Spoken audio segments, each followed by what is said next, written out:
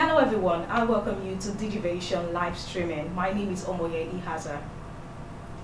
Technology is ever changing and so is our digital environment. Some people say this is good while others say this is bad. Today we will discuss the issue of the digital economy sector, looking at blockchain and the future of Nigeria economy. Here with me we have Dr. Sheyi Akindeyinde, the Chief Technology Officer of Digital and Code Limited. You're welcome to the show. Thank you very much. Good to have you. How are you doing today, sir? I'm fine, thank you. Thank you for having me. You're welcome. Yes, we've been hearing about blockchain. A lot of people have seen this and heard about this, but they don't really know what blockchain is all about. If I may ask, what is blockchain? Thank you very much for that question. There are several ways I can actually talk about, the blockchain technology. But blockchain came about as a result of some of the lapses that we have in the financial system. So it was actually developed as a solution to financial network. And what is the problem? The problem is that we have the internet. So we have the internet of information. So right now it's easy for me to send a mail to you and you receive it immediately. But there's no facility for me to send you like money without the use of a third party.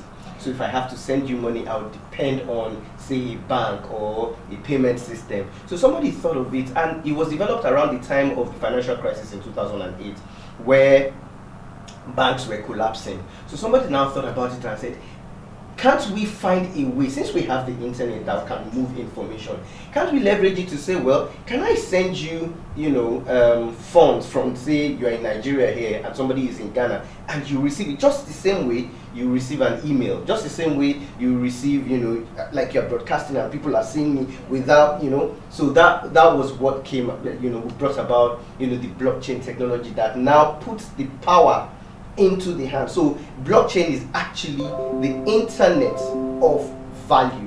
Just like we have the normal internet that we're able to move information, we're able to move video, we're able to move files. Now we now have a network that is that allows us to be able to move value from one person to another person anywhere in the world without the use of a third party. That is essentially what blockchain is. So it is trustless. You do not have to trust anybody.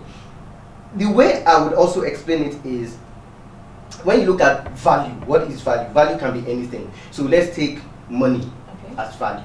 So basically, think about it. If you want to send money from here to someone in Abuja now, how would you do it?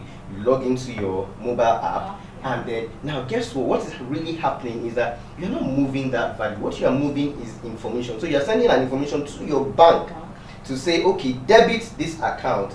Your bank, that's now the third party, will now debit your account and then send that information to the other person's bank, and then before the other person. So in between, if there is a failure in the system, if something happens, and that's why sometimes you often have failed transactions and you can't even trace. So that is what blockchain has come to solve. That why do I need a bank, or why do I need a financial authority or another institution in between me and somebody before I can actually move that value?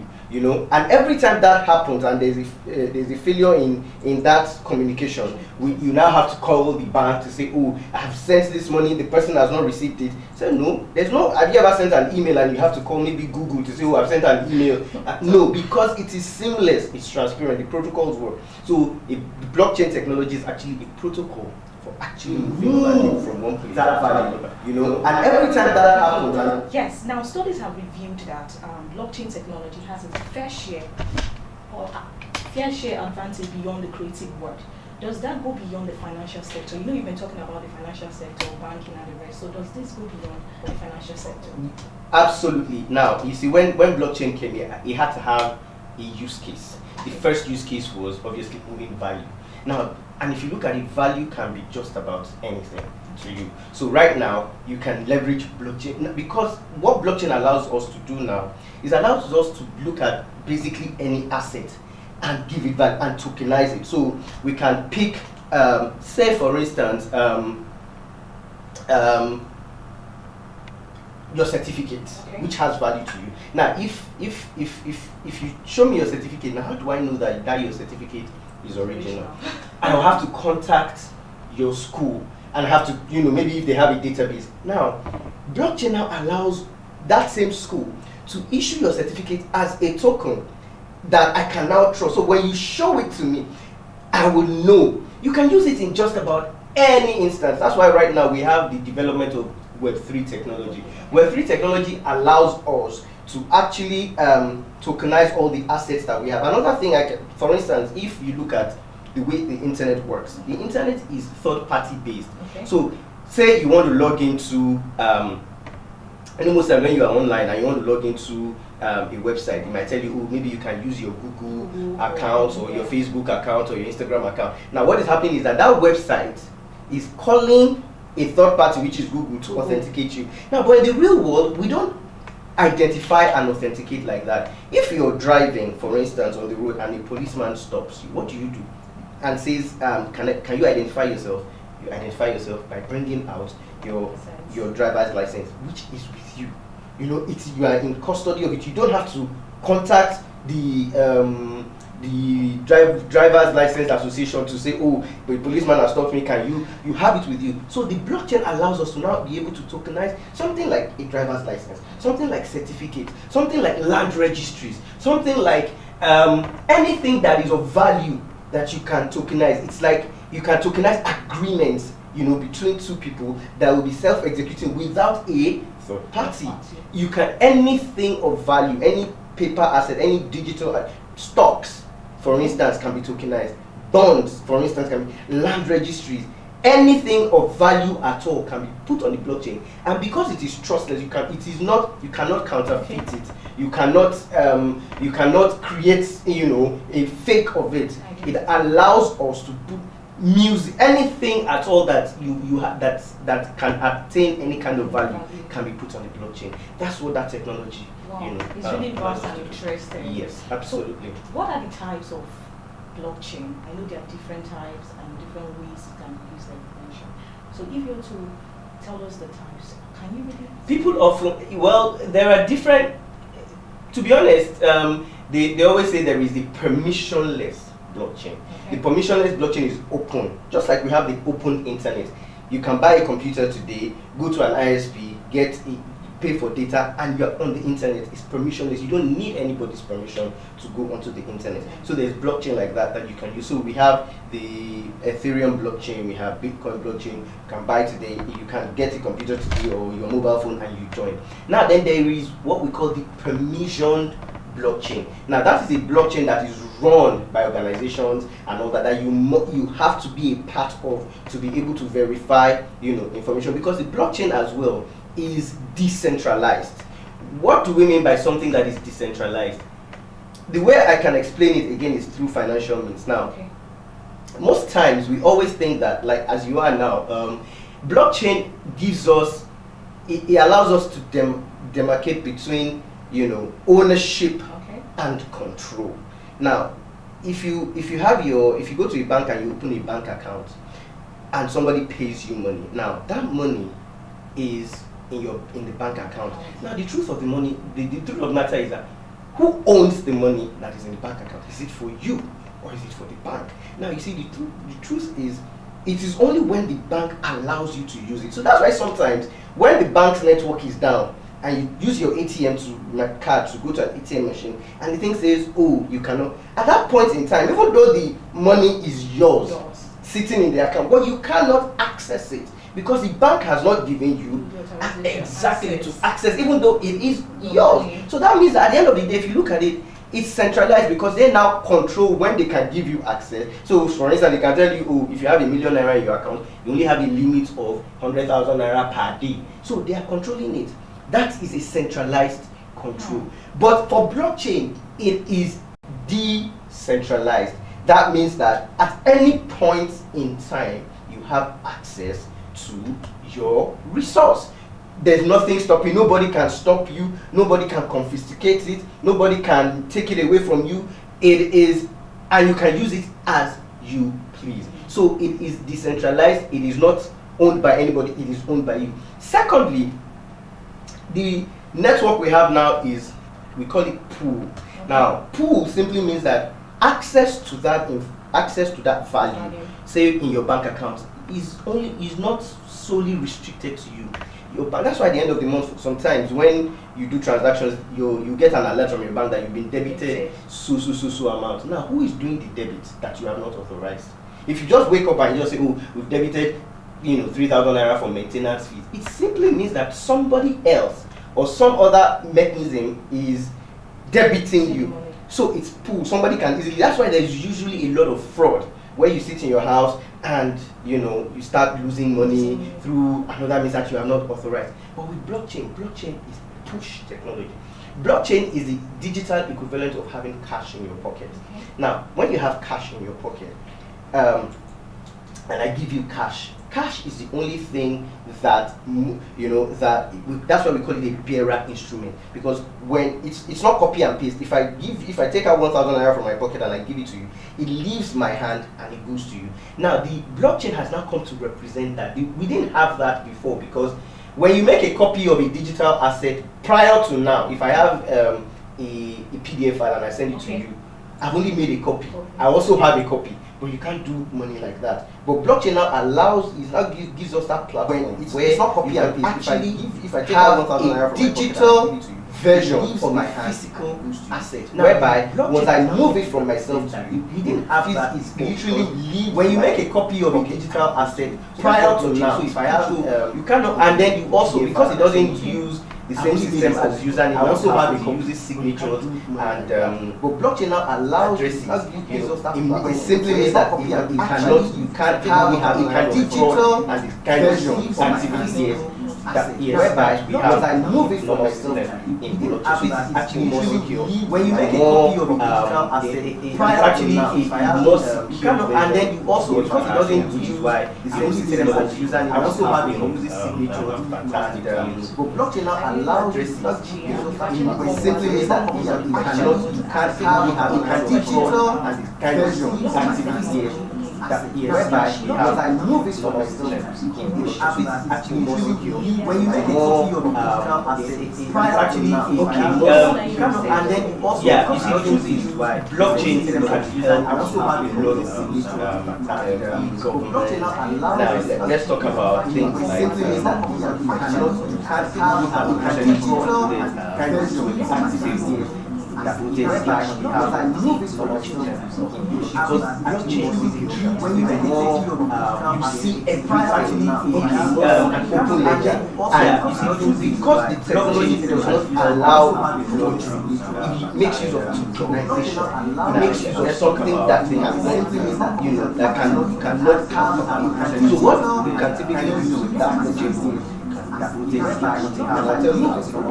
let's say for instance now, let's say for the purpose of maybe they are two now open ledger and have unlike because we have traditional internet where you have a username makes use now when you have a username and a password, there's something that they have that something can have. So it simply means that if somebody else knows that username and password, they can identify as you. So let's say for instance now, so they can assume your identity for the purpose of maybe they have changed that token is like more like because we have to like somewhere where you have a username like that when you have a username that's just something that's something control. So if only that something else you can only have one that username and that thing identity just like you can for instance your certificate so they can assume your identity. You can't nobody here so you can identify it. So what you can do is that every time say let's say you have not going to produce that like instead of somewhere where you're giving users cash or something that when you have a username that is something that when you issue that it will get that identified as something controlled. So when you only that yes so you can only have one that username and that identified just like you can for instance your certificate so you can on the blockchain on the day of the election nobody will get so you can identify so what you can do corresponding to everything that you can say let's say you have not going to produce that like instead of somewhere where you're giving and so on the election you can also use that you have to vote for something which is token that identifies as something controlled. Thank you. Yes, you can only have one that username and that And because it is transparent, and there's this thing, so on the blockchain, in the day of election, nobody has a so end of the transfer. What you can, for example, and you cannot, even the people that the originators of the blockchain cannot, that's what she initiated, cannot show the technology, and they would have so much in tokens that, it's sent you. So blockchain technology is there. The problem is not about the technology, it's about it's not about creating things. And you cannot deal with people that implement those kinds of technologies without sorting out of some of these corruptions and all these things. So blockchain technology is there. The problem is not about the technology, it's about exactly. It's not about creating things. And you cannot deal with people that implement those kinds of technologies without sorting out of some of these corruptions and all these things. So blockchain technology is there. I think it can, towards the end of that, I think 2021, central bank distributed naira. The new naira have activated some of these doubts. If perhaps they have sensitized something out of it, because it's actually based on the blockchain. Now, what they have done is, what's the difference between naira and naira? Blockchain technology said, it's just that towards the end of that, naira, we make whereas the naira has so that e-naira could have easily mitigated, some of these cash crunch and because it's actually we're facing. If this again that they have done, what's the difference between sensitize the general? Remember that this is new technology. Not many people know how to have it. For instance, with e-naira, you don't have bank accounts. Naira has addresses. You have wallets have addresses. So when I'm sending e-naira to you, I'm not asking you for your bank account, I'm asking you for your wallet address. So all those things are new to people. They have not heard about it before. There are people in the cryptocurrency world, they already know about wallet, they know how to. A market woman, the vulcanizer, the mechanic, the marketer, they don't know what wallet, so they needed to come out and say, nobody's going to ask you for account number. So when I'm sending e-naira to you, I'm not asking for your bank, so it's address. Once you give the address, so send your e-naira right on the blockchain. And then secondly, I think it wasn't properly handled because the banks were not sure what their rules. A market woman, the entire mechanics, so it wasn't really clear. They don't know what was so bad. It wasn't really clear to the end user. But if it had been properly done, I'm sure I'm sending for your mistake. So that kind of e-naira really right to have some problem. And then secondly, I think it wasn't properly handled because the blockchain can only what their rules. See, at the end of the day, technology is only as tired how we do it. They don't adopted into this properly managed and then to explain there's awareness, general awareness. So that kind of thing, Nigeria is a population of and you don't expect 200 trillion. Yes, maybe out of them, maybe 1% will know how to use. We're talking about people in like rural areas, so they needed to have gone around to explain to people that okay, market and they don't have to collect naira, they don't have to general awareness. You can set up a merchant wallet. This is your address, and when somebody comes to like already 200 trillion, yes, maybe out of them, maybe 100 will collect your e-naira. E-naira is just people in they have done that. I am sure that all these issues we have, they needed to have gone around.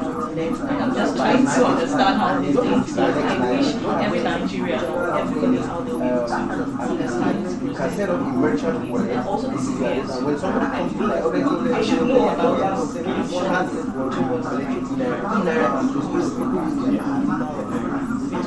have done that. I am sure that all these issues gone around. I'm just trying to understand how these things work. Blockchain itself is active.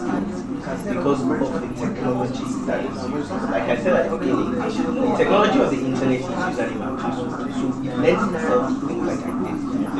So that's why on the internet you have things like second factor authentication, you have things like authenticating with passkeys and all these things, so that people don't steal your identity. The internet is primarily based on something that you know.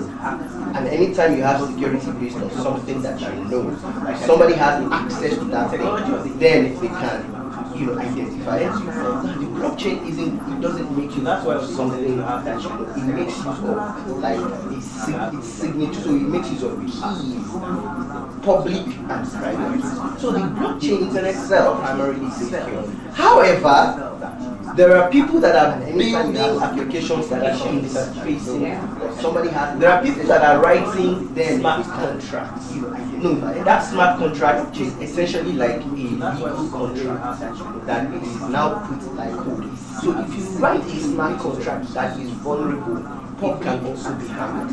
If you create like an on-ramp, because the blockchain itself it allows you to tokenize assets. Now there are two types of assets. There are assets that have intrinsic value. So that means that the value itself, like the cryptocurrency itself, now when you look at now typical cryptocurrency like Bitcoin, is smart contract that is an asset that has its own value within it. There's nothing. Then there are assets that are there are tokens that are asset itself. So if I want to tokenize a piece of real estate, so I take a building and I say let's say that building is worth 100 million naira, and I know that it's very difficult for me to say sell that 100 million naira to one person. I can fractionalize it and say, okay, let me divide this. Then there are assets tokenize it into say a million naira each, 10 units, 100 units of a million naira, and then sell the token just like you have. And I say let's say that building now that is backed by an asset. So that token, each token will now be worth 1 million naira. Now those contracts, so if somebody is buying a share of that building at 1 million naira, now what is allowing that to be done is what is called a naira contract. It's just 10 units, 100 units of the million naira. Now if somebody will write a smart contract that is vulnerable, that is not secure, people now. So it can also be tokenized. But the blockchain, the technology powering the is like saying the internet. Is the internet secure? If somebody is buying a share, the internet itself is actually secure. Protocols what is allowing that. But if you build a website, it's not secure. And somebody hacks it. It's your website.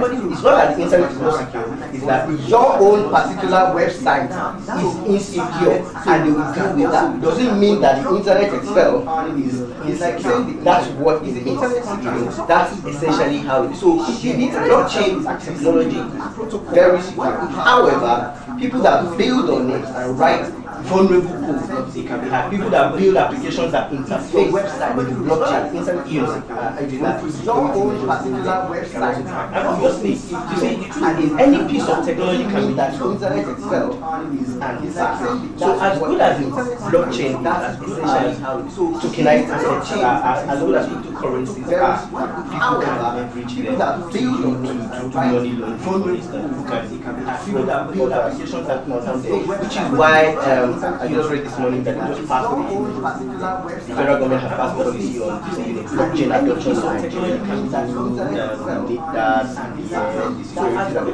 so that they can now form a policy that will govern all the players. Now, because right now, if you want to go on blockchain, you need companies that will interfere. Just like with the internet, there is a policy that governs how ISPs work. So if you want to join the internet, you just don't buy the computer and join the internet. You go through an internet service provider, an ISP. So is that ISP, whether it is whatever you're connected to, that all the players. Now that ISP that connects you to the internet. So that ISP is an entity, the company that needs to be governed. So the internet you have to be registered. You have to have this license from NCC. You have to have that license. You have to, your data protection. You have to have security. So it's that entity, even for blockchain, that the regulation and the policy will govern. Because technology itself is useless if it is if there is no entity that is interfacing with it. So you can't just come and say, oh, I want to join the blockchain. No, you go through. So if you're using, maybe you're going through a bank that is leveraging the blockchain, they will put the regulation or the policy on the bank or the institution. I was coming to that, but I need to talk to our viewers. For those who are just joining us, we're here with Dr. Sheyi Akindende speaking on the topic blockchain and the future of the Nigerian economy. And we've had a whole lot about blockchain, regulation, policies, and the rest of it. But now to my second to the last question, you talked about regulation. Should blockchain really be regulated? Since you've actually mentioned how safe it is and just a few disadvantages, should government regulate blockchain? Blockchain is a piece of technology. So if you come out with a piece of technology, you can't essentially regulate that technology. What you can regulate is access to that technology. Okay. And how do you get access to technology? Through entities. So what you can regulate is the entities. So if somebody wants to be a blockchain provider in Nigeria, you want to give people access to tokens. You want to say, for instance, let's say the stock exchange wants to start to tokenize stocks on the blockchain. You are not going to put regulation on the blockchain. You're going to put regulation on the stock exchange to say, okay, so these are the conditions under which you can tokenize certain kinds of stocks. If the debt management office wants to start tokenizing bonds on the blockchain, you will put restriction and say, okay, if you want to tokenize bonds, these are the restrictions. Now, as a user, as a customer that wants to buy bonds, this is what is required of me. I need to be this. So yes, governments can put regulation on the entities. The technology, because it can be used. So the same thing. So when, let's say, the CBN puts regulation for anybody that wants to use blockchain for financial activities, blockchains can be used for things like product authentication. Okay. Now, what's product authentication? If you go to the supermarket, if you go to this pharmacy and you buy a tablet, a drug, how do you know that that drug is fake or original? They will tell you the NAFDAC number. Yes. Number two, how do you yourself verify that I did not manufacture the NAFDAC number? So if I just go and I just click on a NAFDAC number, there isn't anything, So what NAFDAC can actually now do is, okay, if they are now regulating that anybody that is going to be a manufacturer of drugs, you want to use blockchain, now we'll put regulation on all the drug manufacturers, such that when you go to the supermarket and you want to buy a drug, you take it, you have a mobile app and scan it. So NAFDAC can issue regulation in that particular vertical, which is the drug industry. The same thing, you can use it for authentication, any kind of authentication. You can use, for instance, you can start to issue things like airline tickets or as tokens on the blockchain. Again, you go back to that industry and say, look, anybody that wants to start to issue airline tickets,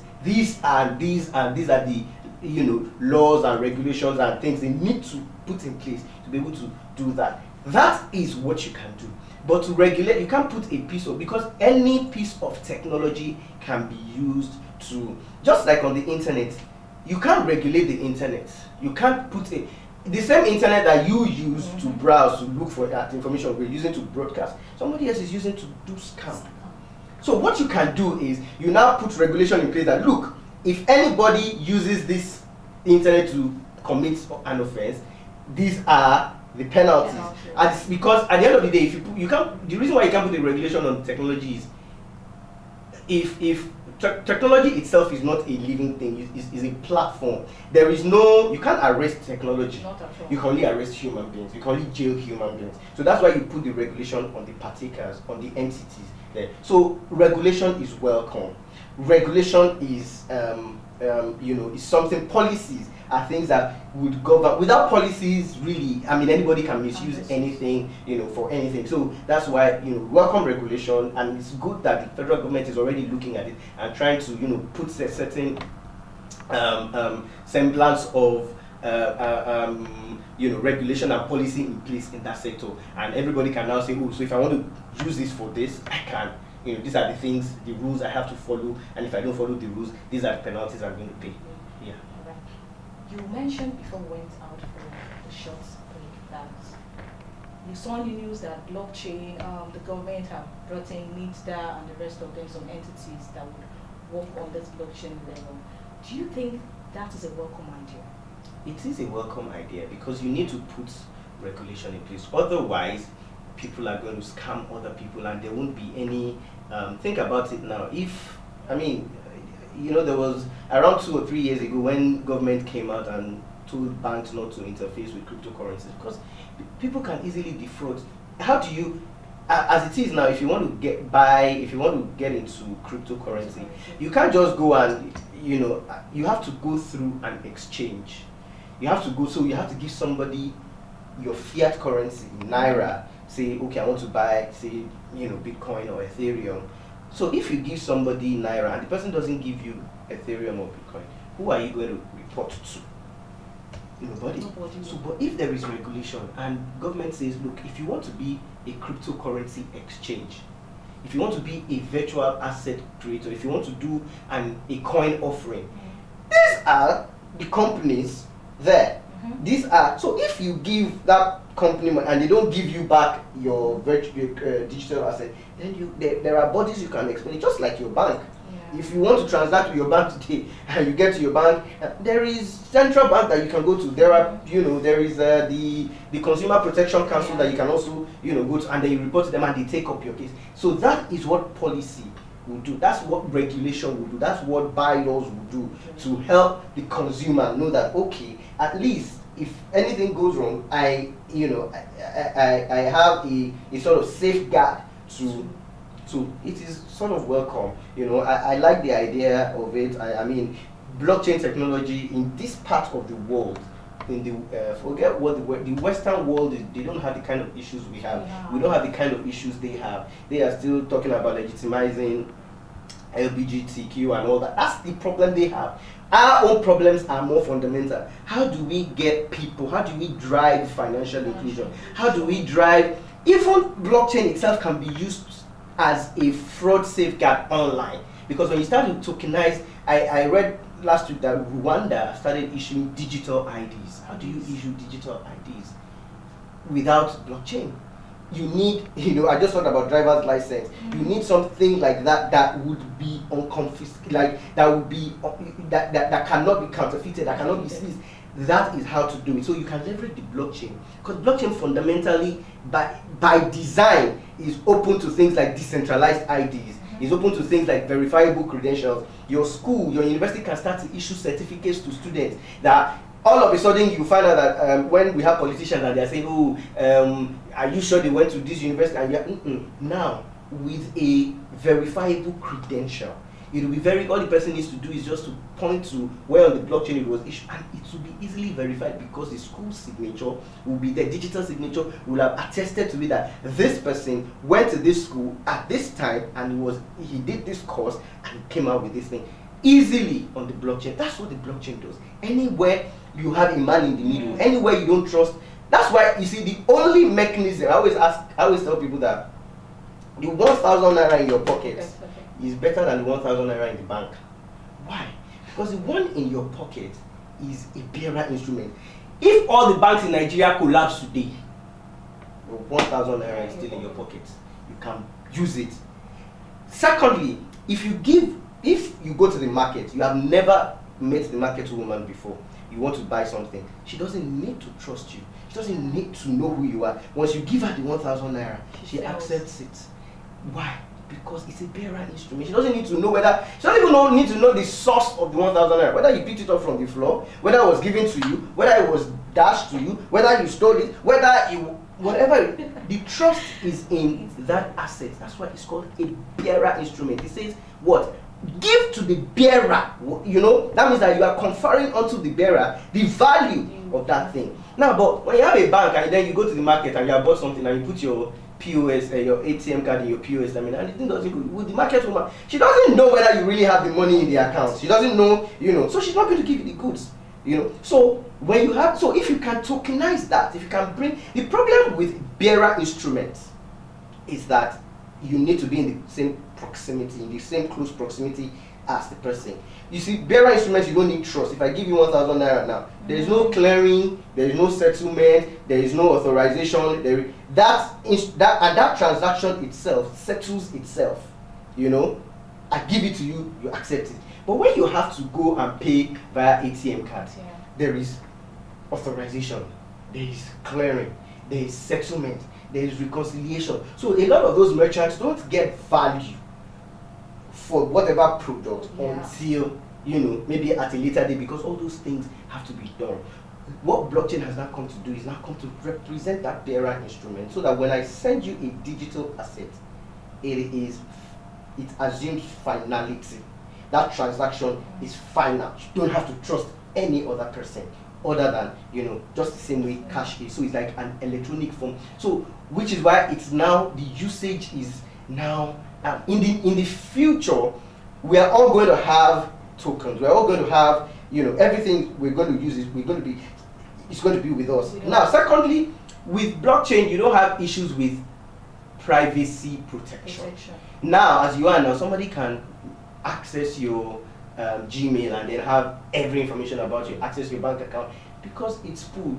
Even as you, but with blockchain, you carry it with you. It's with you, and then you now have selective, what we call selective disclosure. Sometimes you want to give something to, like, the downside with physical assets is that sometimes, say for instance, you go somewhere and all they need to do is verify your age. You know, like say you want to enter maybe a nightclub and they say, oh, unless you're 21. Now sometimes you only want to show them that bit. You don't even want them to know your age, your date of birth. You only want them to know the age. Now, but unfortunately, with a physical card, they will see your date of birth. With the blockchain, you can actually hide it and use zero knowledge proof that says once they see it and they scan it, they will automatically know that it's only going to give them a yes or a no. Is this person older than 21 or lower than 21? And it's mathematically proven. And there's a lot of use cases. Like, you can use it, just supply chain, you can use it. Things like distribution, you can use it. Land registries, you can tokenize all land, such that if I buy land today, I don't need to go to Alausa to go and confirm whether this land is original, whether there is problem on it. The token would, you know, tell me, yeah. So once the person sells it, that's why, you know, you hear things like NFTs and all that. Those are the kind of things that you can use NFTs for, because they are unique representations of digital assets. Yes. So where are we now? You said it a lot with the Nigerian economy, the future. How would you rate Nigeria now for the blockchain level? Where would you rate us from the scale of 1 to 10? And what is the future for Nigerians? I would say we're still at the very, very, very, very early level. Yes, even though you read reports that Nigeria is like the second highest, we're a poor nation. We have a lot of people that don't have jobs and there are no opportunities for them. So a lot of them have found solace in cryptocurrencies. So what they basically do is really not different from what people do with, like, say, gambling.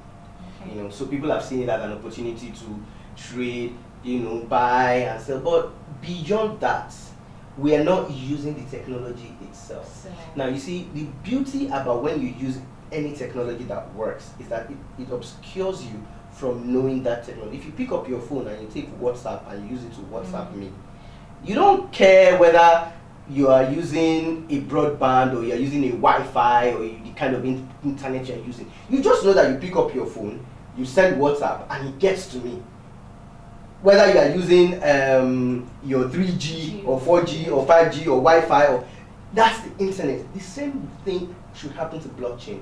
Until we get to that level where I send value to you, or you want to present your certificate, maybe you are going for a job interview and you don't need to print out certificate, CV, and the person automatically just gets in there, they scan the QR code and they instantly verify everything about you without necessarily contacting a third party. Just like if I give a driver's license to a policeman, he doesn't contact, you know, his database to say, is this thing, you know.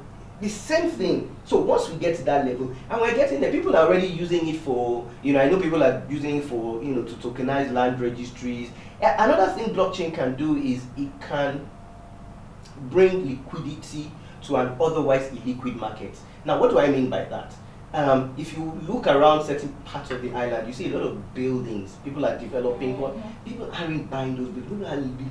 Why? Because these things are expensive. So you see a building and they call it 100 million, 200 million. How many people can afford it? But guess what? If you say, okay, that 100 million naira building has maybe, let's say 10 flats. Okay, now instead of waiting for one person to come and pay 100 million naira, you can actually, each flat, let's say it's 10 million, you can tokenize each of those flats to be 100,000, such that if you have a share, just like a company share, just like you have companies that have shares, and when they are sharing their dividends, they share it according to the percentage of the share of that company that you hold. You can actually do the same thing for things like buildings. You can do it for same thing for things like land. You can do it for farms. There's so many, until we start to leverage it, and people don't even know. All they know is that, you just go to like a marketplace, and then you are able to buy this token, and then at the end of the month, you just, because of the smart contract that has been written, you just get your share of that thing, and that's it. So we are not at that level, just yet. That is what Web3 technology has come to do. It's like, okay, we can now start to look at all these things, and then start to leverage blockchain and all these decentralized technology for stuff like that. And until we get there, I don't think. No, but right now in Nigeria, we're nowhere close. But that's an opportunity for people who want to take on on that particular. Different, it doesn't matter, different sectors, any sector you can, any vertical at all, travel and tours, manufacturing, supply chain, farming, agriculture, there is a use for blockchain, technology for anybody that wants to get into it. So do you have any advice for those who want to, for government or even those that may be interested in this blockchain and the thing? Do you have any advice?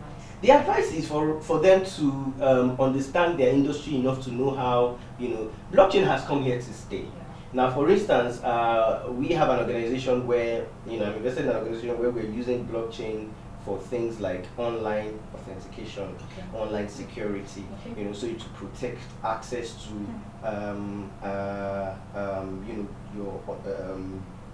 your details using smart contracts and NFTs, so nobody can just steal your username and then uses it and carries out activities as you. That's an area. We have our own smart wallet, hardware wallets. There are all sorts. There are, the industry is open, just like with the AI industry as well. It's open for anybody with any innovation. So the first thing is knowledge, seek knowledge, understand, be aware, know the technology, and then know how to apply the tech. It's just the blockchain technology. In fact, I always say that after the internet, the invention of the internet, blockchain is like the second most important technology. Just like with internet now, like 10, 15 years ago, I'm not sure we could be doing a program like this and be streaming online. But right now, guess what? The internet has made it easy. Yes, anybody can run anything. So you are running DigiVation, network, and anybody, as we are here, they can be watching from Timbuktu, Trinidad and Tobago, America. It's because of the internet. Yeah. Now, do you have to know the nitty-gritty of the internet to be able to do this? No, there's a platform that you can use, so people can now start to look at that as well and say, okay, this blockchain. Some people are using it for cross-border payments. Sending. So what typically happens is, if you want to send, say, okay, let's take a typical example of traders that buy things from China. Now, problem is, how do you move your naira to your supplier in China? So there are some organizations now that are using things like cryptocurrency. So what they do is that in Nigeria here, you give them naira. They give you, say, Okay. Now, they now send that crypto, because crypto uses blockchain and it moves at the speed of light. So when you send that crypto to an exchange in China, they can't convert that crypto to the Chinese currency, the yuan, and then you just need to travel. You don't even have to travel with cash. Once you get in there, you get your yuan. So that cryptocurrency is serving as sort of like a bridge currency between two national currencies. So yeah, they're using it to, you know, exactly. They're actually using it to convert from one currency to the other, because crypto is universal. Crypto is like, that's the only currency that is universal, and that's where exchanges come in. That's why we always say regulation has to be put on those exchanges, so that when you give the exchange your money here, if people are using it to send money from America to Nigeria, you just go on an exchange in there, buy Bitcoin, send it here, the person converts it to Naira, and Naira is in your bank account without going through, you know, all these traditional things, and it is at the speed of light. Secondly, you can even send, the problem with traditional remittances is that they charge you a lot. So maybe by the time you are sending $1,000 from America, by the time it gets here, maybe you're only receiving $700, you pay 30% in fees. For blockchain, you don't have that. And that one from America to Nigeria, it can take you up to 5 days with traditional, you know, but now with crypto, you can get it within 10-15 minutes, and you have your and then you can send small amounts. You can send $10, you can send $20, you know, as the case may be. With traditional payments, you can't send those little amounts, because the charges on them would be almost so two. A lot of people are already using it for stuff like that. So there are quite a number of use cases that you can put blockchain to, but people now need to start coming up with these ideas, and you know, to be able to use it. So education is very, very important as well for them to know. So that's what I can say to you. Oh, thank you very much for the time. Thank you for all the words you shared. It's very inspiring, and I believe a whole number of people have learned one or two from it. I want to say thank you for joining us here at DigiVation. You're welcome. Thank you so much, sir. You're welcome. And that's all for today on the section with Dr. Sheyi Akindende, the CTO of Digital Encode Limited. Till next time, bye. Okay, thank you. Thank you so much. Yeah. Sorry.